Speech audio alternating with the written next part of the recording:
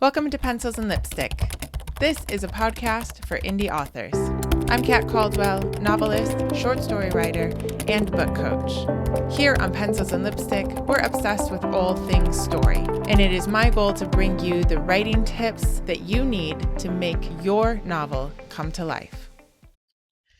Hello everyone, welcome back to Pencils and Lipstick, where it is a one-woman show, and when something goes wrong, it's all on me. So apparently the episode didn't upload correctly and we are having to re-record this, but that's all right. We're only a day late. Happy December, everybody. This is episode 289 of Pencils and Lipstick. So for the past 2 weeks, we have been talking about scenes, like from the macro vision of scenes down to the micro. And this week, we're going to talk about characters, specifically personality.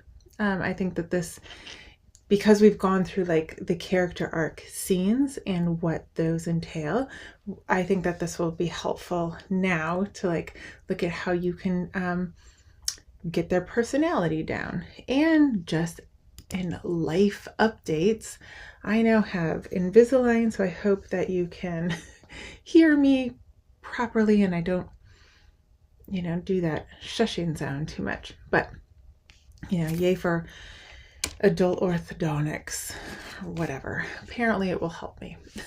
But we might have to suffer through some enunciation issues at some point. You can't see them because I don't have brackets. Thank goodness for Invisalign. But, just new life things. Thanksgiving was good, I think. We did not get snowed in, even though it snowed for like 2 days straight, but by the time we had to fly out, everything was clear. I hope you guys had a wonderful Thanksgiving if you were in the States, and a wonderful weekend if you weren't in the States. If you got anything cool for Black Friday, let me know. I decided not to put really any of my stuff out there for Black Friday. I usually do a 12 Days of Christmas. If you guys don't know, you should get on my writer's newsletter and be part of that, because I will have lots of treats from, not just from me, but from other people as well. So you should get on the 12 Days of Christmas, the writing newsletter. It is in the show notes below as usual. And just like the last 2 weeks, there will be a little thing that you can download from this week's episode as well, which will sort of define the big 5 personality traits, which is what we're going to go through today. I promised you guys that when I was going to have the writing tips that it's going to be short, and since I've done this once already, hopefully it will be very concise and easy to understand, and probably maybe 25 minutes, the whole episode. So we will have another interview coming up next week. We have a couple more, and then we will be taking a break for Christmas just because there's so much going on. I travel, you guys are doing stuff, and we'll start again in the new year with the podcast, and we'll continue on from there. All right, so I was thinking about giving you guys just a quick lesson on the big 5 personality traits. Of course, there are other ways to develop your characters. A lot of people think about Enneagram, and Enneagram is actually really helpful in finding the fears of your characters, especially if you kind of write, let's say, kind of sweeter. Maybe there isn't a big, huge plot issue happening. In that, well, even if you have maybe like action or whatever, and you have a bigger cast and you're trying to figure out what makes all of them unique, I don't think that it's bad to look at Enneagram. There are other personality tests as well, but I think if you have a pretty good idea of who the characters are, and if you just sort of want to define them a little bit more, I think starting out with the big 5 makes it a little easier. It doesn't make it so like a template almost. Not to say that Enneagrams does that, but I'm digging a hole here. Definitely look at Enneagrams, especially for fears, especially for kind of their main focus, their worldview, and you can get a little bit deeper there. The big five personalities are just really kind of defining the bigger parts of the characters. What do I mean by that? Like one of the big five, which you probably already know, is extroversion versus introversion. So most people understand that introverted people, get energy from being by themselves, and extroverted people get energy from talking to people and being out there socially, and being pretty assertive in finding friends, and kind of like the people, like my mother-in-law doesn't know a stranger, right? Those are the extroverted people. It doesn't necessarily mean that they always like want to be with someone or always want to be alone. It's more about where they get their energy from.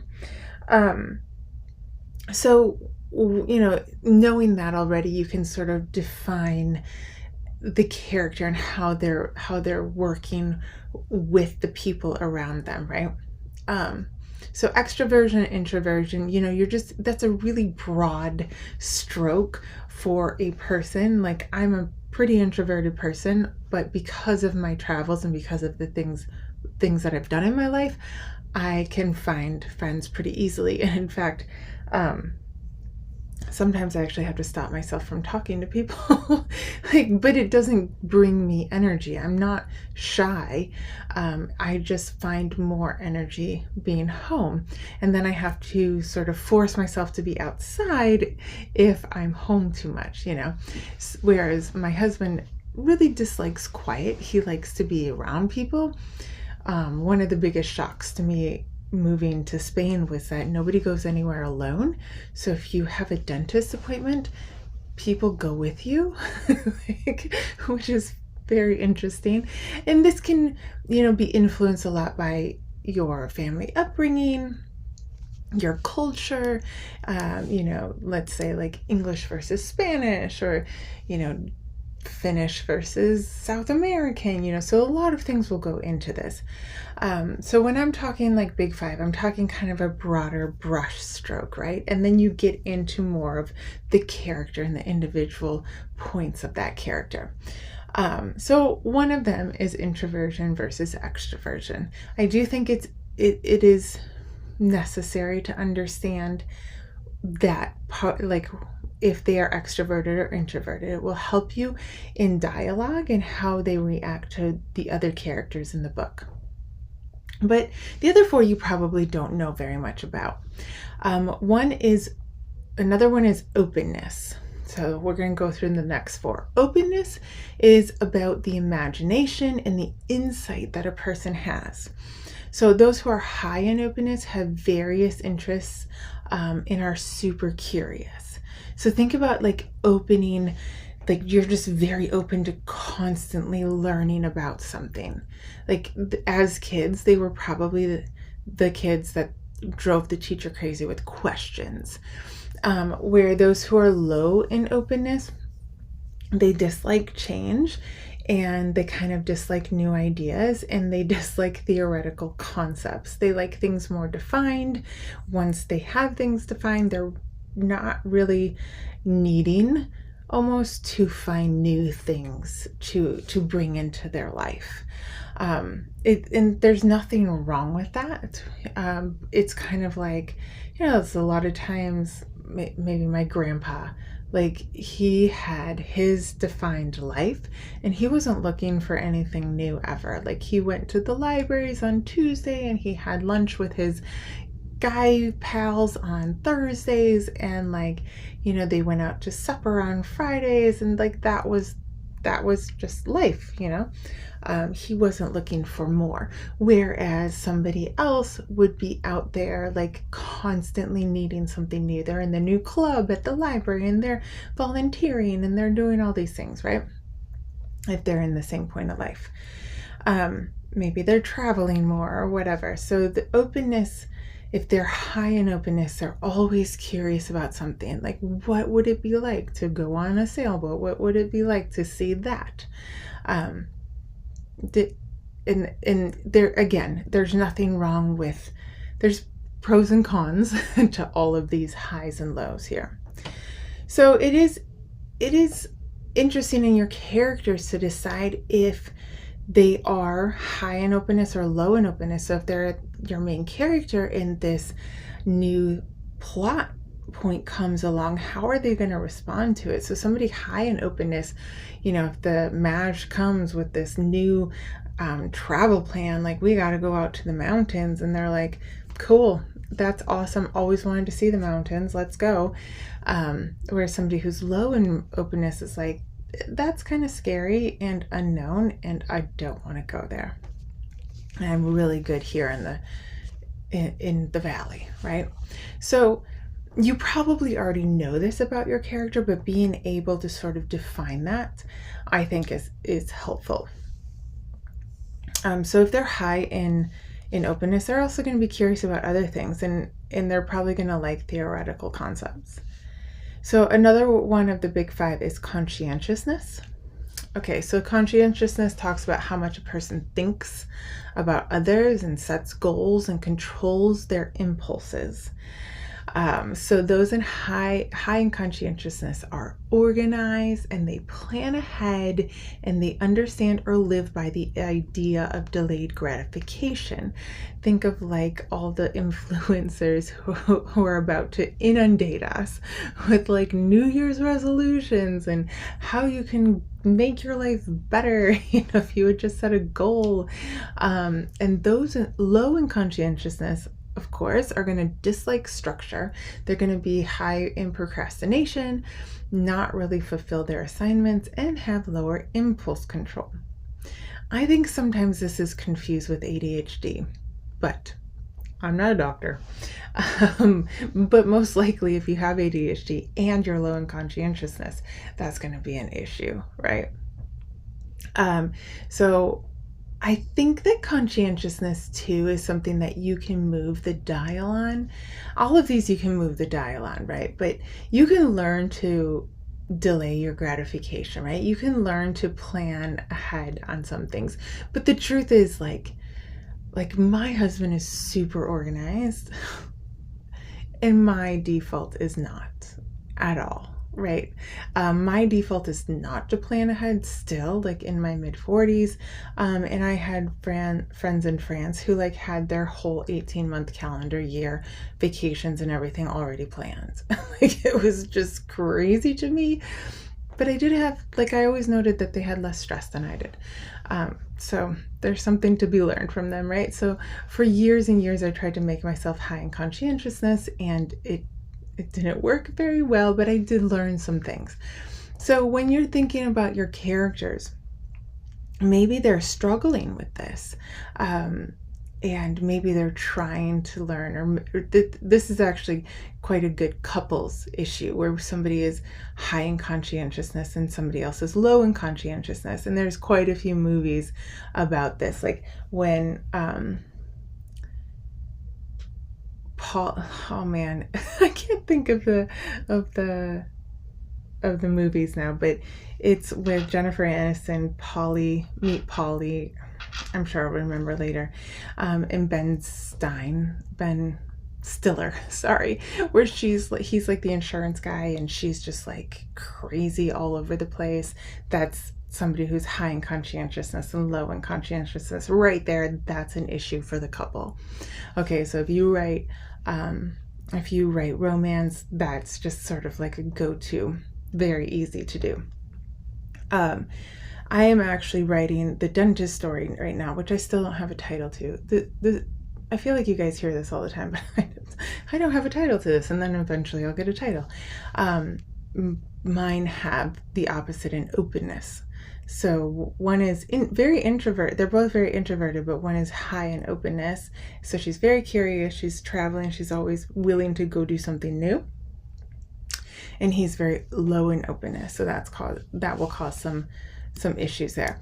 So think about this not only for your character arc, where they are, so that you don't sort of have them go low in openness here and then high in openness there. Like they can learn to tweak things, like I said, but they're never going to really change like 180. But this is also really good for conflict between characters, like who is high in conscientiousness, maybe they're roommates, And that's going to cause a lot of tension, right, between them if one is high and one is low in conscientiousness. It could even cause problems if one is high in extroversion and one is low in extroversion or introvert, right? The fourth one of the big 5 personalities is agreeableness. I know I don't really love the term, but agreeableness defines a person's ability to trust, be kind, and show affection for people around them. Those who are high in agreeableness are very interested in people. They feel a great deal of empathy and are always helping others out. Those who are low in agreeables tend not to like emotions, are competitive, and aren't always seeing where they can help.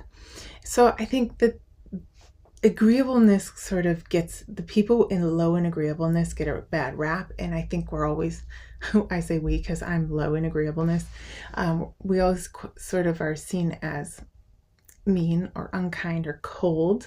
My nickname in high school was Ice Queen, if that tells you anything. But I'm very competitive. I don't tend to like emotions. I think this can also go into how you're raised as well. But this can cause a lot of conflict between couples in your book as well, or between characters, because those who are low in agreeableness, I think they just get looked at as like they are unloving, maybe. And I don't think that that's actually what your personality does not define how much you love other people. It's just the outward appearance of how you respond to the rest of the world. So those high in agreeableness, though, what can also happen is that they're so overly empathetic that they become a bit of a doormat, that people sort of run over them, and that they always feel, like they're helping, and then that they really get no thanks in return, right? So this, I think there's quite a few movies. I just saw a trailer about this, about a mom. I can't remember what it was, but it's a new movie where she feels like she's doing everything for the family, and then they forget to take her on in the car to the pageant, and so she just leaves. So I think this happens a lot to women that are high in agreeableness. But again, you can see how that might really cause some conflict in your story, either between characters or between lovers. And I think a lot of times men are portrayed in books as low in agreeableness, but like in The Devil Wears Prada, Miranda is very low in agreeableness. So is the other assistant. But so you can switch these up, right? I think it's actually more interesting when you switch them up, but you have to understand how to do that, right? So if you switch it up and make the man high in agreeableness and maybe the woman low in agreeableness, that would be difficult actually to get the readers to like them. That's quite the challenge. You can take that challenge on. The last one of the big 5, and this is why I find it easy because there's only kind of 5 to think about, is neuroticism.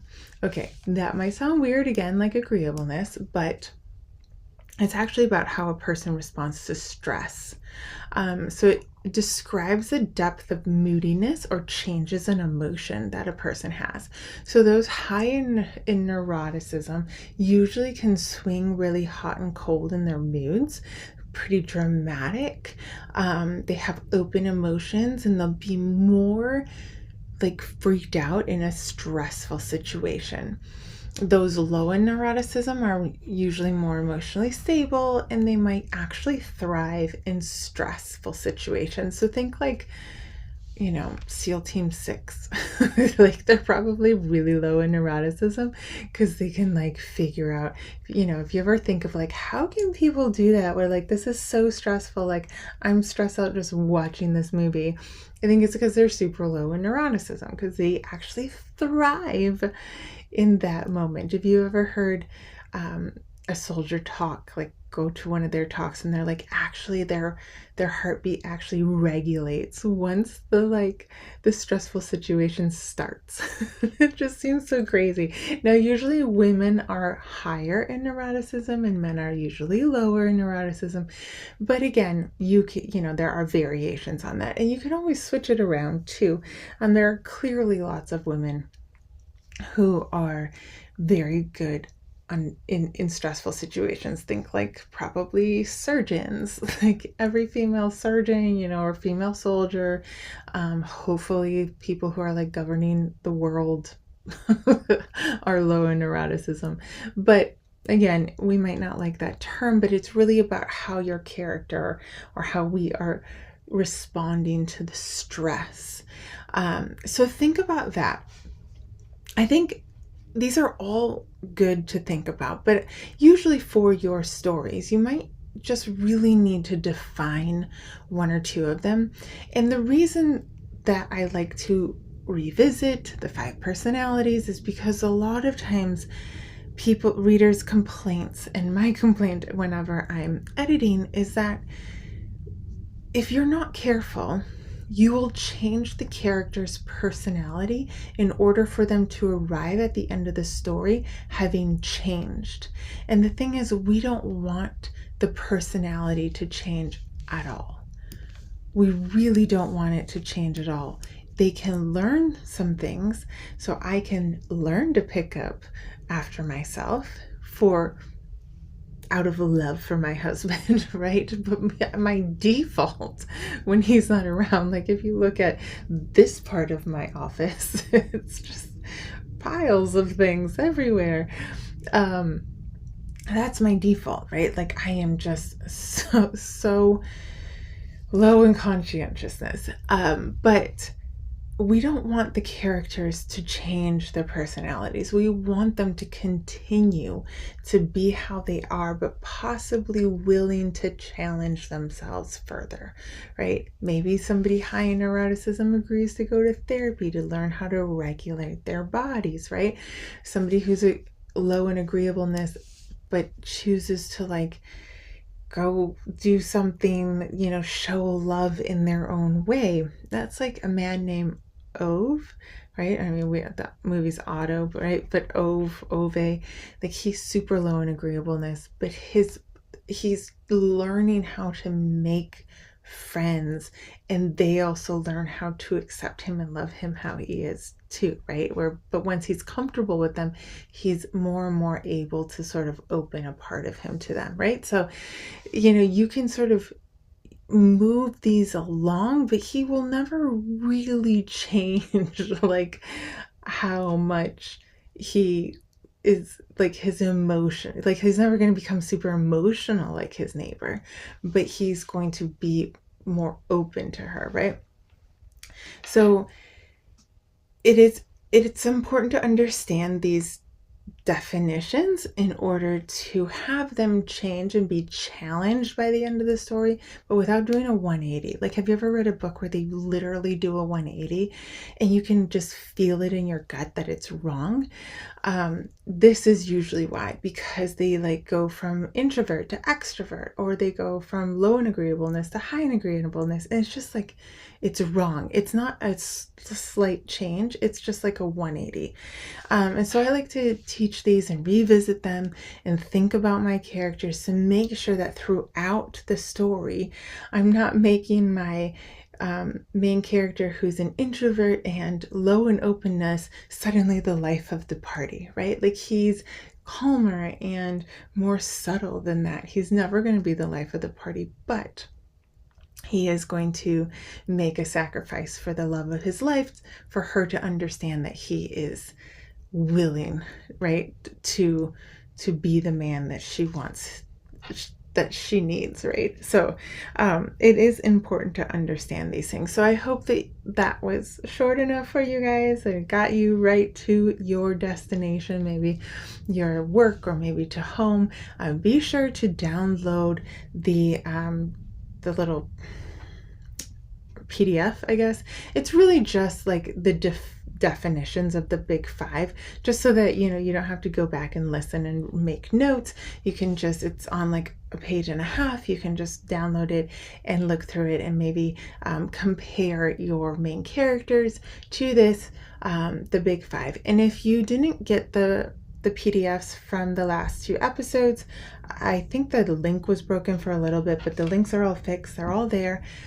Please be sure to go get them, because you actually have a download about with the scenes for the character arc, and then for the plot line arc, like those different scenes, what you're going to need. And you're going to need this. Now you can sort of line it up with the character arc scenes and see like how you can have them go through their personality, right? So all those downloads are completely free for you. It does put you onto the writing newsletter, which again, you might want to be on for the 12 days of Christmas. But if you don't need another newsletter in your life, that's perfectly fine. You can unsubscribe once you download it. No big deal. That is fine with me. So anyway, I hope that you guys again have a lovely week. I will be back next week with an interview for you, and a couple more people. If you ever want to suggest somebody for the show, please let me know. A couple of you have DM'd me on TikTok. That's fine. That, or Instagram, or email me. Just respond to any of the newsletter emails that you get. Other than that, guys, we are going to go into episode 290 next week, which is so exciting. And I will see you then.